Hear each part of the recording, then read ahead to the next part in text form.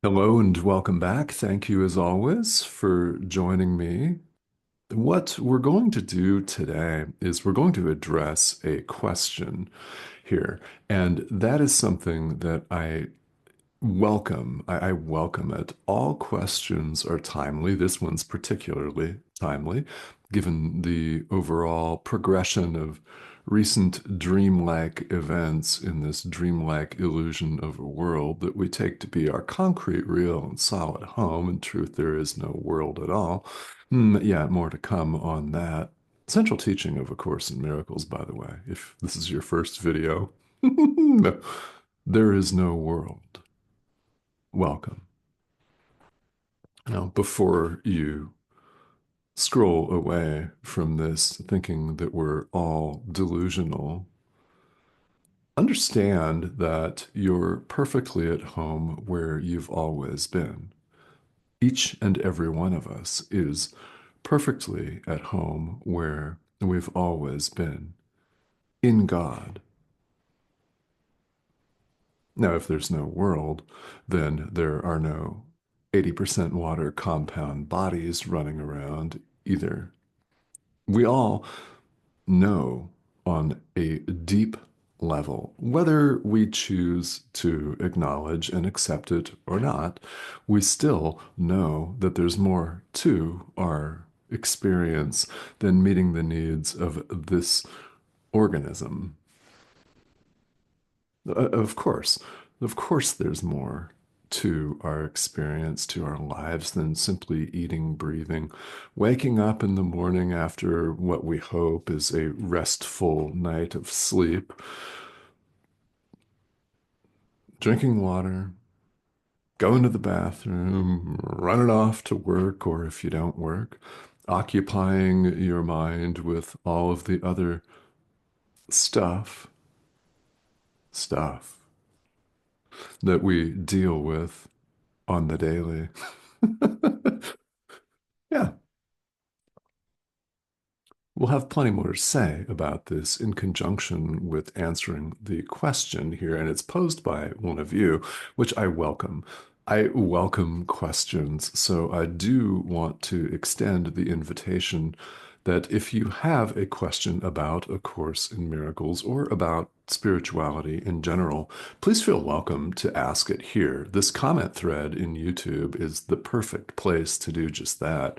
Because what frequently happens is that I'll record a standalone video, or more than one, as the case may be, addressing the question. So by your asking the question, you'll benefit a worldwide audience, because this is a worldwide audience, and you'll benefit not only yourself, but also people that you'll never likely meet in person, because we are literally all over the world, and the likelihood of our meeting one another, all of us, is, well, maybe not great. In person, anyway. It's valuable to a lot of people. Let's put it that way. So the question for today is timely, and they're all timely. It's about true forgiveness, which is why it certainly merits a discussion unto itself here. It's related to egregious and what we would call tragic and horrible events that take place in the world. So this specific event that's referenced in the question is the what they're calling now a terrorist event in New Orleans in the United States. And it's a a man knowingly, consciously, knowingly, willingly driving a vehicle into a crowd of revelers and partiers on Bourbon Street and killing dozens of people and injuring many more, deliberately plowing a truck into a crowd. This happened very recently in New Orleans, and it happened, and as I understand it, on Bourbon Street, a famous street full of partygoers in New Orleans, Louisiana. So let me comment. New Orleans is where I actually attended university in the United States. I've been on Bourbon Street in just such a crowd of revelers many times and had lots of fun many times because that's what one does in such an environment.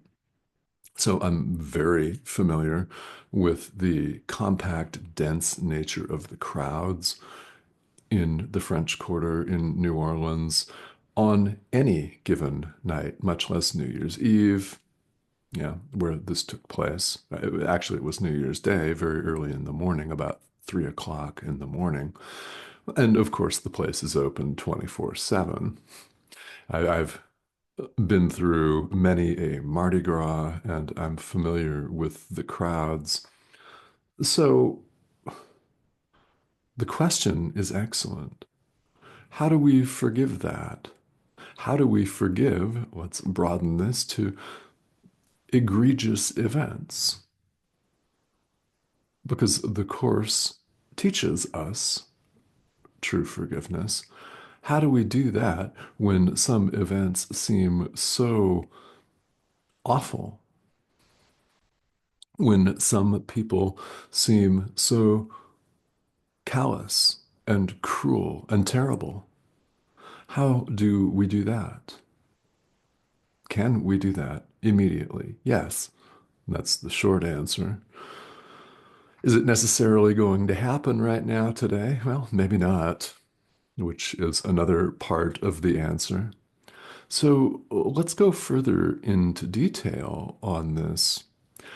If you're new or newer to A Course in Miracles, you may find this call, this invitation to forgive rather foreign, which makes perfect sense. In my own study and practice of A Course in Miracles, I quickly was able to comprehend on an intellectual thinking level that I needed to forgive.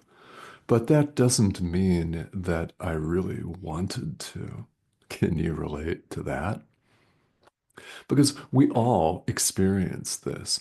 We all want to reserve our own judgments, our own egocentric individual judgments of certain people as bad, as untrustworthy, as unworthy of love, as criminals, as evil, whatever label we wish to heap on. We want to hang on to these judgments, and we're fine loving on the rest of the world population, but we want to keep these little, what the Course calls secret, hidden hatreds.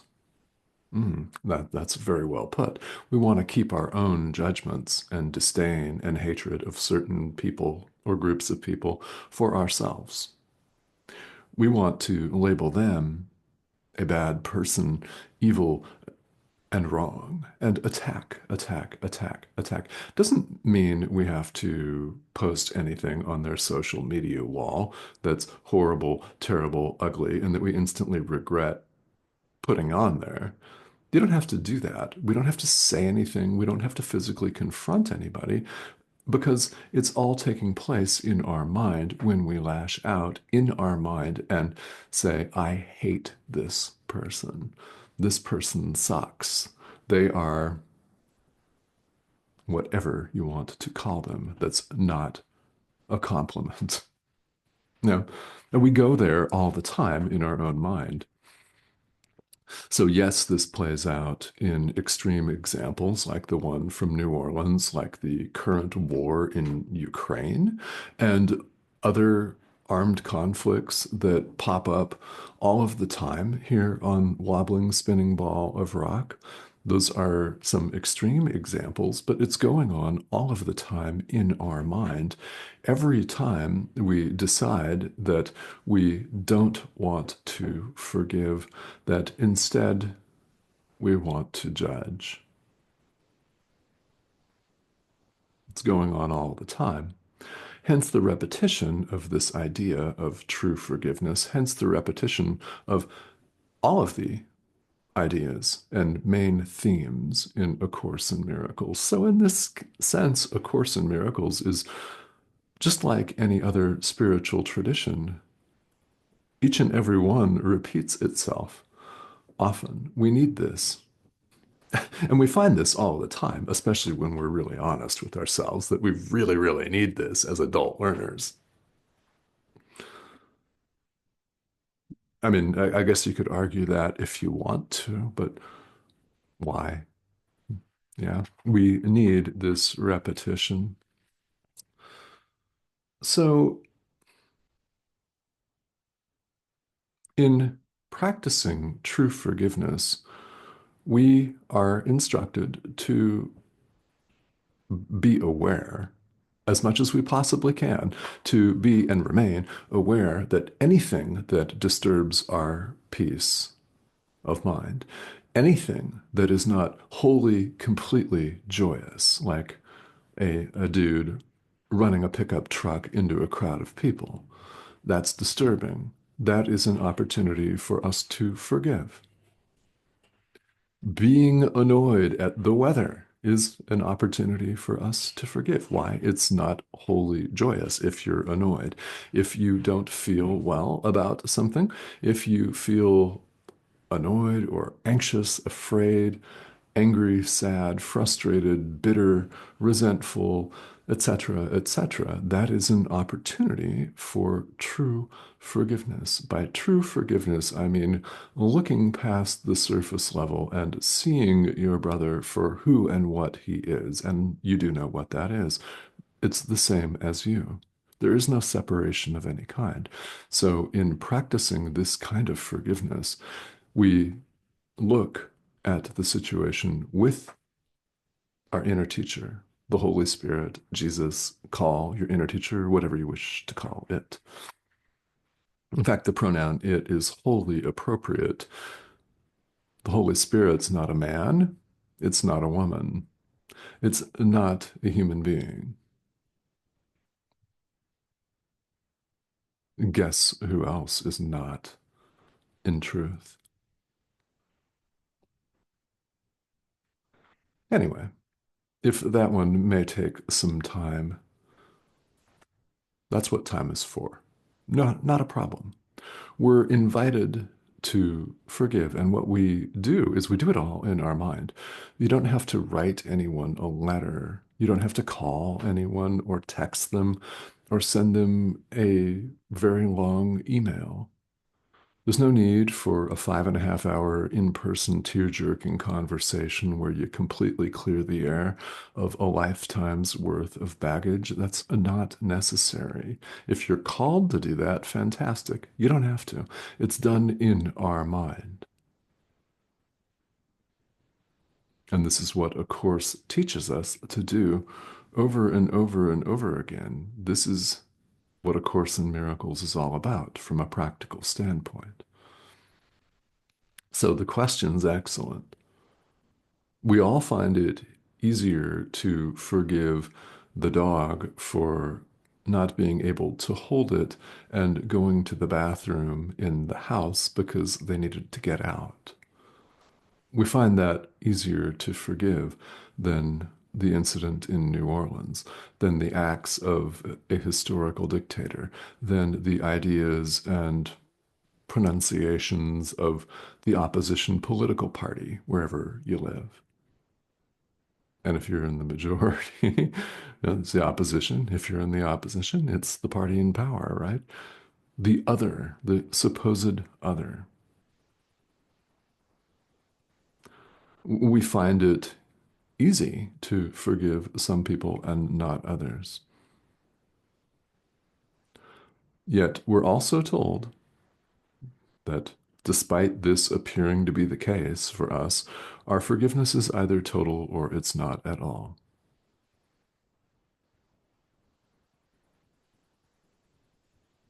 Withholding forgiveness is withholding love, and that's not total, which we all do realize that. Doesn't mean we want to believe it.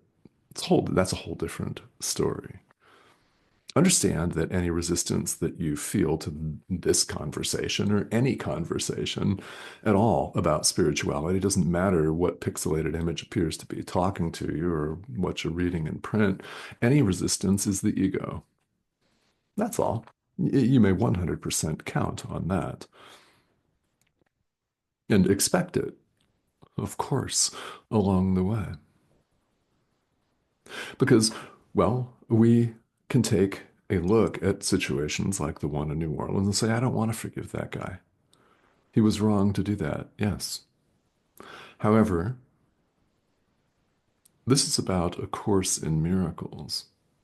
So, how can we say that yes, it's possible to forgive this incident and all bloody, tyrannical incidences, terrorist attacks, gross abuses of power, all of it. It's possible to forgive this right now, completely and totally, because there is no world. We talked about that earlier. Now we're circling back to that. This is the central teaching of A Course in Miracles, that you're perfectly at home in God. We are all perfectly at home in God where we've always been. This world is a dream. This physical body is a dream as well.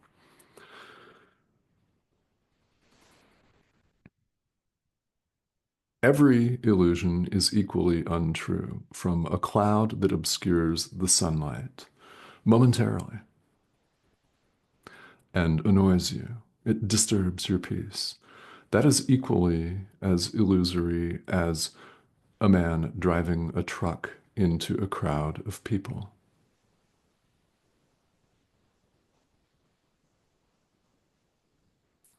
All illusions are illusions. So our forgiveness applies to all of them equally. So, yes, it's possible to do that. Why? Because every illusion is equally untrue. Each and every illusion is equally untrue. And the separation, this perceived separation from God, never took place. If this world is a dream, this incident never took place. The passing cloud that obscured your sunlight never took place. What passing cloud? The incident with the dog needing to go outside and not being able to do it, and therefore going to the bathroom in the house, never took place. Ultimately, the separation never took place. We're invited to accept what A Course in Miracles refers to as atonement for ourselves. Central to this is our acknowledgement that the separation never occurred. It is impossible to separate from God. God is the only reality. It's impossible to separate from the only reality. So when we naturally want to run off and say, okay, well, who am I? Huh? Where does this fit in? Where do I fit into that? If there's no world, there's no body, which I kind of know anyway. And this course simply confirms that. Doesn't mean that I want to believe that right now, and that's your choice. Not a problem. But, what is this? Who am I? Well, God extends himself. We're known here as the Son of God. And that does not refer to strictly the historical Jesus. The Son of God is the thought of God, the extension of God. Like extends like. Remember, we're perfectly at home in God where we've always been.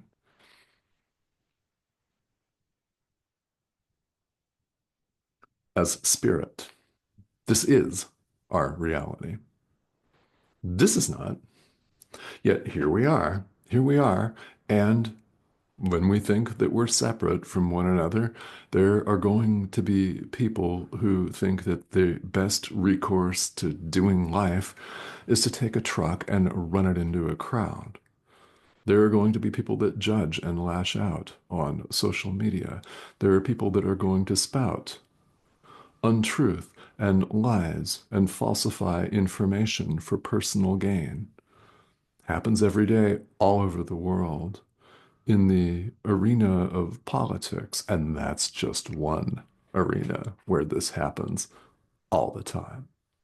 You can think of many examples because there are. So, here, where all of this appears to be our lives, what do we do? Because you may find that you are not able to forgive fully and totally and completely today. And there are many reasons why that might be the case. You may have been abused by somebody, which is common enough. It's unfortunate, yes, but there may be reasons why you don't find yourself right now, today, able to truly forgive a person or a group of people. Perhaps the harm that was done, this hurt, is very recent, and you just, as much as you would like to, can't go there today. Not a problem. That is absolutely okay. What we do with our practice of true forgiveness is start with what we're capable of. To borrow the adage from Pema Chodron, start where you are. That's a very famous book by the Buddhist nun Pema Chodron. And it's a phrase that is bandied about in a lot of spiritual circles. Start where you are. It's used in yoga quite a bit, in all different kinds of meditation practices. In other words, you have plenty of opportunities to forgive that you're able to take right now, like the passing cloud, like the dog, something that annoys you that you find you're able to forgive. If you're not able to go there with the truck driver in New Orleans and Bourbon Street and multiple deaths and injuries and the crowd, not a problem. It's okay. Start with what you're able to do right now. Why is that important? Well, sentence one of chapter one, section one of the text. There is no order of difficulty in miracles. True forgiveness is a miracle. Course in Miracles. Get it? True forgiveness is a miracle. Forgiving the passing cloud for temporarily blotting out your sunshine is just as miraculous as forgiving the truck driver who plowed into a crowd of people early on New Year's Day in New Orleans. Same. Remember, all illusions are equally untrue. So if you find yourself unable in your mind to go there with some of this, what looks to be more certainly egregious stuff, then start with what comes up for you. And relax and trust and know that the Holy Spirit's not going to give you more than you're able to do right now, today. Will you be able to do the forgiveness of some of these more egregious things in the future? Yeah. Yeah, quite possibly. Although doesn't have to take place in this lifetime. I mean, a lot of people hang on to all kinds of grudges to the grave and beyond. So it's your choice on that, but start with what you're capable of doing, which also raises a very, very important consideration. You're forgiving something egregious, like the New Orleans incident, does not mean that you agree with the behavior. So do not impute that onto this pixelated image on your screen. Don't impute that to what Jesus is saying, because he's not saying that. True forgiveness does not mean that you agree with the philosophy of the person who drove the truck. That is not what it means. It does not mean that you agree with someone's views. It does not mean that you agree with their behavior, because their behavior may be sociopathic and wrong. And, well, egregious. Doesn't mean that you have to condone it, doesn't mean that you agree with it by truly forgiving anything. What you're doing is giving yourself peace. You're also giving it to your brother, even if he or she doesn't recognize that you're doing it. Doesn't matter. Again, we do it all in our mind. How does this have an impact on somebody else? There's one mind. So can you imagine what would happen if we all forgave and rinse, repeat, forgave again and again, all of us, en masse? How differently would things look then?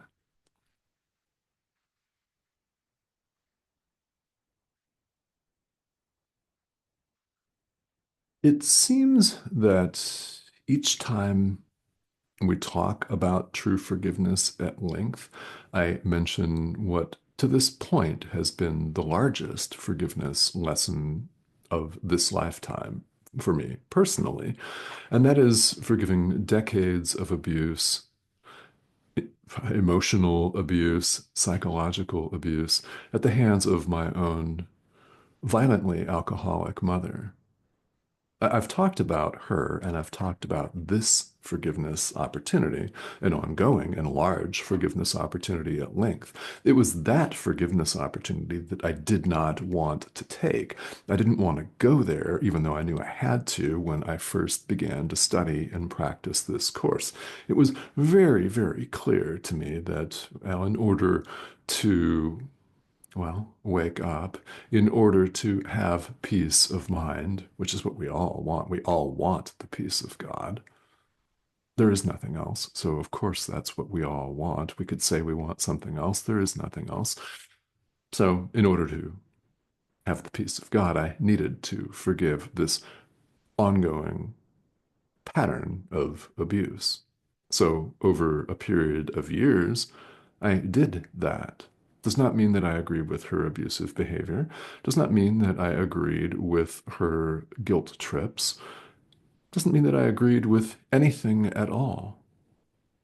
I simply forgave everything in my mind while keeping a very healthy distance, including, and you may find you need to do this in certain situations, setting up boundaries in the world, boundaries of communication, such as you're not going to speak to me this way.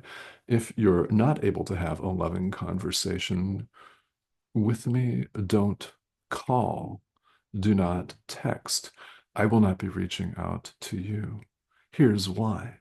One of those adult level conversations that we're always hesitant to have. Yet it turned out to be really helpful. So I went to work, forgiving, forgiving, forgiving, forgiving. Doesn't mean that I agree. I don't agree with people that abuse other people. We don't have to agree with them. That's not what forgiving them in this sense means.